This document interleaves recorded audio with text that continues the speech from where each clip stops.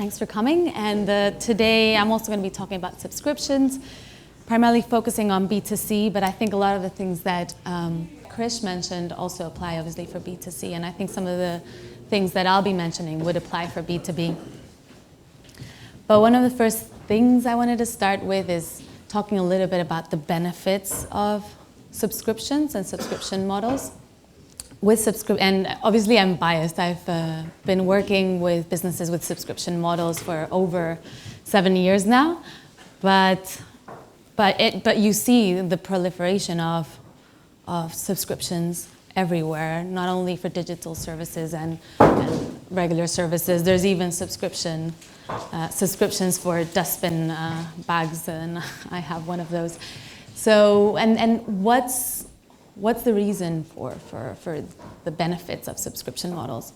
They're very predictable revenues, and that's obviously if the retention rate is good, as Chris was mentioning. But if the retention rate is good, you have very, very predictable revenues, and that's something that investors really, really like. Also, what happens is that as time goes by, the retention curves start with a very high churn, and then, as time goes by, basically the churn stabilizes and you have good retention rates. What that means with time is that you actually have a material user base that is very loyal, and it's a very sticky product, and you have a great retention rate overall for a big user base. And that is also fantastic because it means that it's a very defensible competitive advantage against potential new players that might want to come into the business and compete against you. If you have scale and you have a big loyal user base, that's very, very defensible and a great competitive advantage. So obviously I'm going to talk a little bit about freemium models. As Chris mentioned, it can mean life or death for B2B companies, and it can also mean life or death for B2C companies. In the case of Spotify, actually, it's one of the biggest competitive advantages that we always say we have, and one of the reasons for our big success. So one of the things I wanted to say is, like, freemium models is not for all businesses, right? You need to be thinking about what are the alternatives that users will have versus my service. And in the case of Spotify, when it launched, we had rampant piracy, so the alternative was free. So trying to get users convinced to pay for music was a very difficult thing to do. But if you have a free model, a free tier that people can start on, get acquainted with the service, get familiar, get engaged, get retained well, then you have a higher chance of eventually upgrading them to pay for your premium product.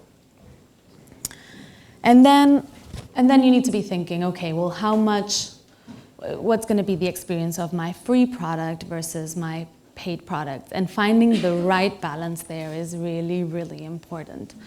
Because if you have a very rich free product, you'll get phenomenal growth, but you probably will struggle to monetize. On the other hand, if you have too rich of a premium paid product, you'll convert really effectively. Your conversion rates will be very, very good, but you might not be getting the growth that you want for the business. So as an example, I like to mention when back in 2013, we still had a mobile experience that was only paid. So it was, the experience was free on desktop, but if you wanted to then download Spotify on the mobile, you'd go to the app, download the mobile, see that it was a paid product, and churn. And that might have been fine a few years back, but what we noticed was that actually it was no longer fine then because the trends had moved, and it was a mobile first, even a mobile only world in some markets. And so if you didn't have some type of free on-ramp on mobile, then you were actually not going to necessarily unlock the growth that you wanted to. And so we decided at that point, that's when actually I joined early 2014, to create and to launch a free tier on the mobile. And that was a bit scary because we had very effective conversion rates thanks to that mobile paywall. But what happened with that was that basically, even though our conversion rates reduced, we unlocked a ton of additional growth at the top of the funnel. And then we worked on how we would upsell them to premium. And eventually what ended up happening is that we literally completely changed the trajectory of our growth thanks to that. So when you're thinking about freemium models, remember, well, A, for the business that I want to set up, does it make sense? What are the alternatives out there? B, and very importantly, how do I balance what's on free and what's on paid? And also keeping an eye out for trends and shifts, because this might not always be the case and be permanent. You might have to make big and bold changes along the way to adapt to new trends. So, all right, you figured out if you're going to have a freemium business model or you're just going to go straight to paid.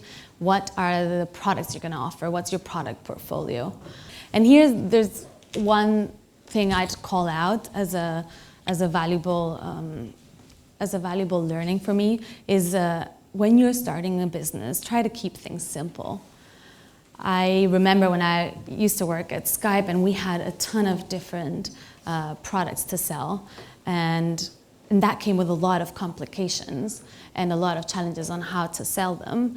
And and on the flip side, you had Spotify that had just one paid product, standard premium, that's it. And I think that when you're starting, it's valuable to start a bit simple, because then you get to really understand how the users value that main product that you have.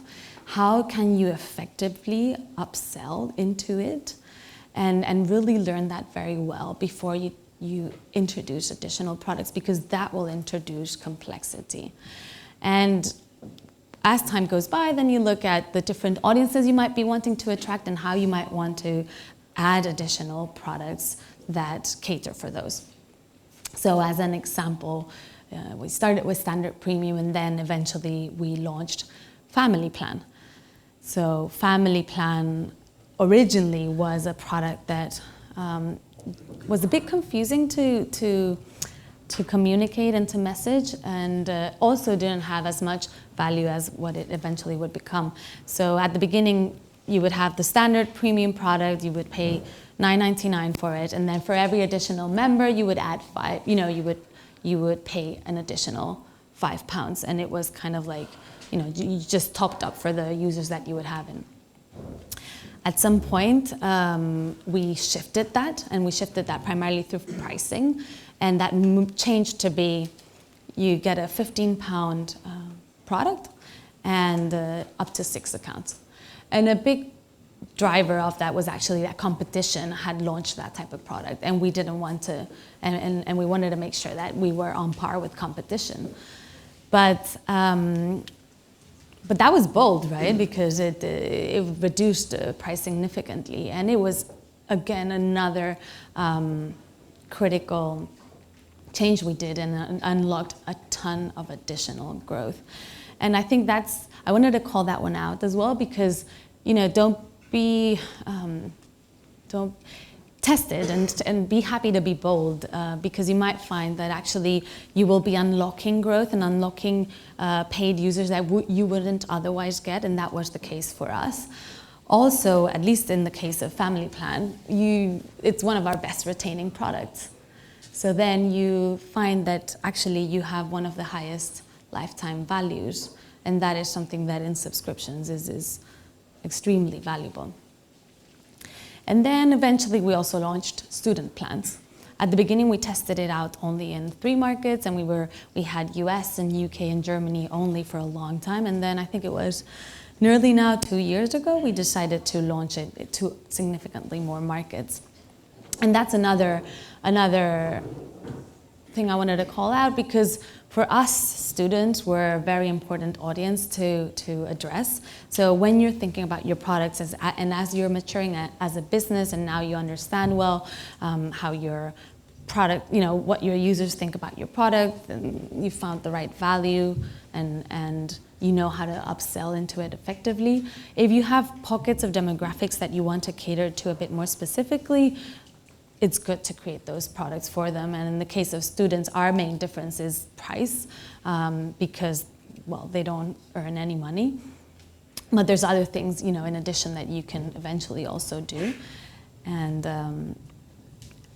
in our case, it's very valuable. It's an audience that is very valuable. They're tastemakers, they're leading edge, and for us, it's definitely an audience we want to have. And so likewise for you guys, as you're thinking about your businesses, what are those audiences you want to eventually make sure you're catering to, and is the current product the right fit, or would you want to adapt it a little bit?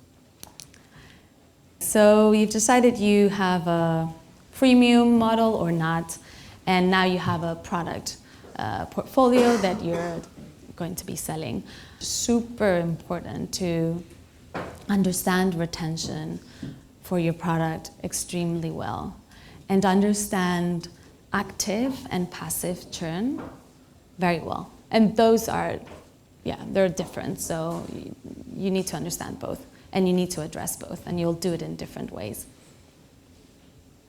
And you can't just look at an overall global churn metric at a company level. I mean, if you're small, maybe yes, but as you grow, no, because there's a lot of factors there, and you won't necessarily see a clear picture. You need to look at retention curves for the different products that you have, for the different on-ramps that you have. So for example, if I wanna see how our standard premium product is performing in a market like Italy, I'll look at our 30-day trial retention curves for standard premium in Italy for the month of April and the month of May and the month of June, etc., and see how those are evolving. And you need to get that granular, because that's the way that you'll understand, actually, do I have a problem or not? And also very good to compare across the different products, and very good to compare across different markets and different on-ramps. If you have a 30-day trial that you're as a standard on-ramp, but then you maybe do a specific campaign. And then you need to understand really well, okay, why are you having the retention that you're having? You need to look at active churn and passive churn. So you have a retention curve. In month one, you've lost 30% or 40 or 50% of the users that started off on month zero. Why is that? How many of those are passive churn, and how many of those are active churn, first of all? So passive churn, for those that might not know, is you churn as a user, but you didn't really want to. Your credit card expired, there was payment failures, etc. Active churn is that you actually proactively decided, I no longer want to pay for this, and you go into the system and you cancel the subscription. You address passive and active churn very differently. So for active churn, you need to understand really well, why are these guys deciding not to pay for my service anymore? We do a ton of surveys for churned users in the cancellation flow. We do a ton of user interviews as well. I've sat through so many qualitative research with focus groups and so on. You really want to hear it also straight from the user. Make sure as a young startup that you're getting genuine and honest feedback. You might not, your friends and family might not tell you the truth, but actually, your product might be struggling because of X, Y, Z, and they're not wanting to tell you because they don't want to hurt your feelings. So make sure you're getting honest feedback, ideally from churned users. And then for passive churn, there's so many things that you can be doing. So for example, when we used to churn users before, we wouldn't even tell them that they had churned. And I don't know if you noticed, but the premium version of Spotify looks and feels very similar to the free paid free version of Spotify. So a user might think he was a premium subscriber, would go to the app, and suddenly he would only realize that he was a free subscriber because suddenly he would hear, or she would hear, an ad and get startled. One of the things we implemented was, we call it churned lock state. And that was something that was very effective because basically we prompted the user a notification saying, hey, your credit card's about to expire, and then eventually your credit card's expired, for example, and asked them to proactively decide, do I want to churn back to free or do I want to sort it out right now? And then, we had passed on the onus on the user to at least make a call at that point. And also, by the way, informing them that they had passively churned and help try to get them back, or basically avoid them churning. And talking a little bit about understanding very well your churn, I wanted to also talk about one of the cases, for example, that we're looking at and we've looked at in the past. So in Italy, we'll have a little bit of weaker retention rates, and so we dug into that and we're like, why is this? What's going on? And so we noticed that there were certain credit cards that actually had a worse retention rate, and so we were wondering, why is that? Okay, well, what are the reasons these credit cards are defaulting? Because it looked like it was passive churn. Basically, what ended up happening is that we identified that there's certain cards that are prepaid cards. I think there were a couple of Italians in the crowd. Maybe they know what I'm talking about. There's prepaid cards, Postapay a lot, that Italians basically use to literally top up for the amount that they're going to pay exactly on the website for whatever good they're going to buy. And part of that, and it's very much a prepaid behavior in that sense. They're doing that because they want to avoid getting charged recurring subscriptions that they might really struggle afterwards to get off. They're also doing that because they're worried about getting scammed on the internet. There's different reasons why, but basically, as we dug, we realized actually there's a portion of the users that are using this product more from as a prepaid product. So maybe we need to adapt the product that we have to cater to that user habit and user payment habit. And that's what I mean with really digging into understanding your retention and figuring out what the issues are so that you can then address them. So following on from that,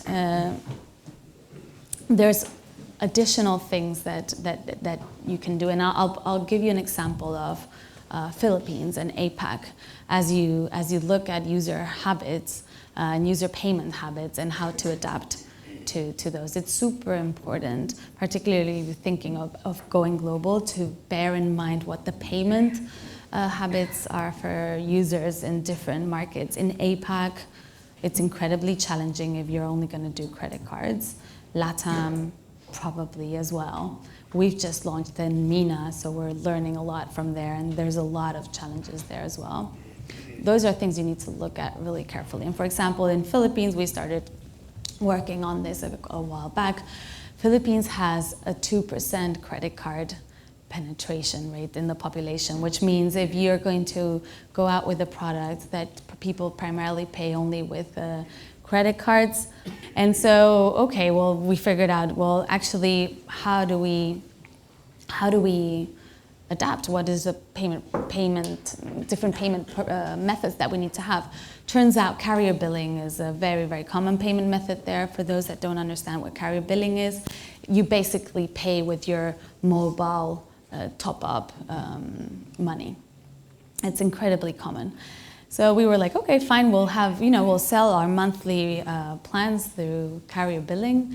But actually, you need to dig a bit further and really understand how these users are paying, topping up and using carrier billing, because what happens is that a user will top up 10 times a month and actually won't typically have the 1 month equivalent credit on their phone to pay for. So that meant actually we needed to adapt our offering and start selling daily and weekly products as well.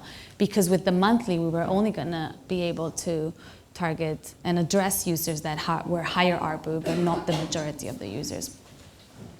So that's another example of how to really understand very well the user base, the user payment habits, and adapt your checkout, the checkout friction, and the product offering to address them, to really be able to unlock growth across the demographics and audiences you're going for. All right, so you decided you wanted to go for either a freemium model or not a freemium model. You figured out what your product portfolio strategy is going to be. You understand retention very well, and you actually have a decent retention. It doesn't have to be perfect, but it's good enough. And now you want to make sure that you have effective on-ramps and you're upselling into your paid product very effectively. So here what I'd say is just test all the time. So for example, a long time ago now, we used to have, you would go into the mobile product and you would get automatically a 2-day premium trial. Actually, that didn't work so well because they hadn't even opted into that, and the user might not even know that they were on premium, and it might have been a bit too early for them to really be deciding to try premium.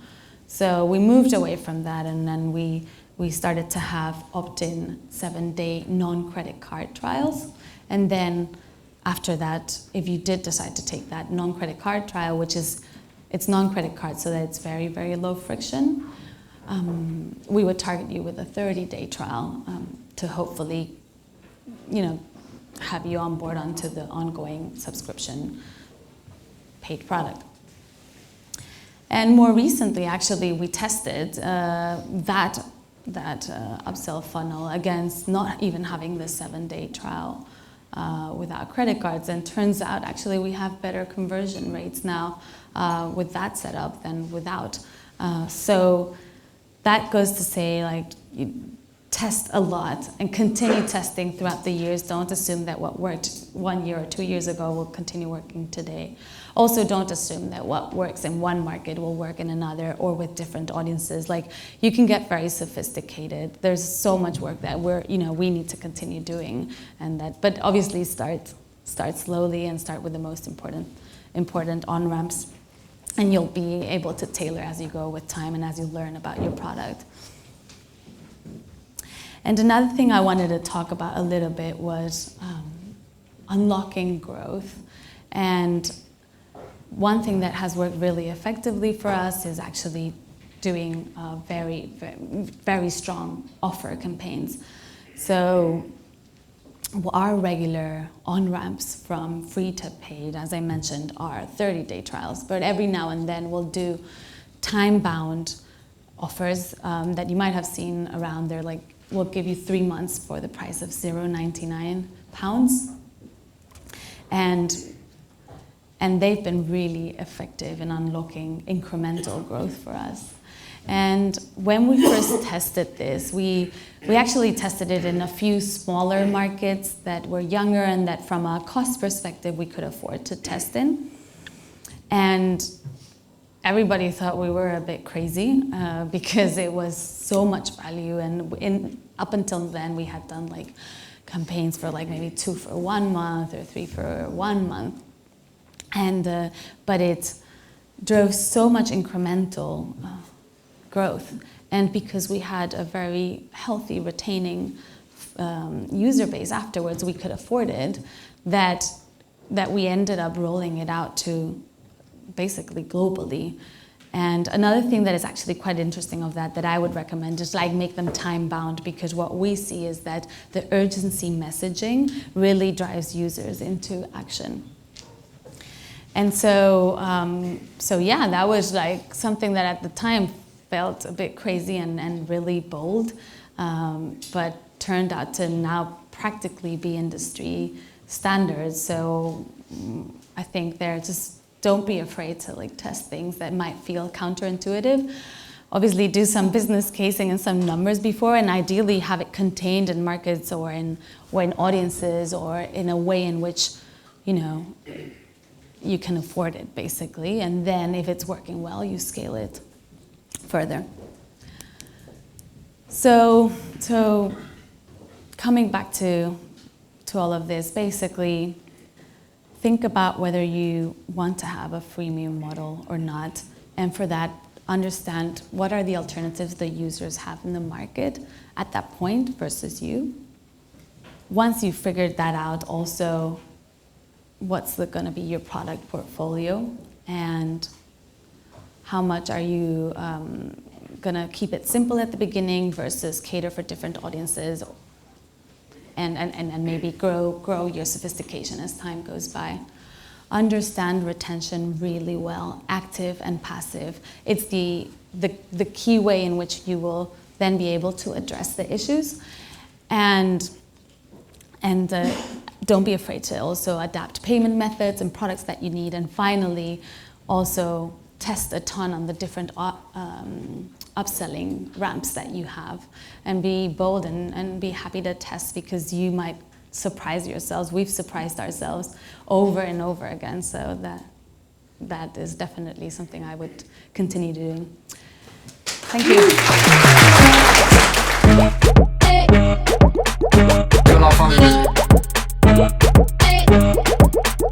You're la famille.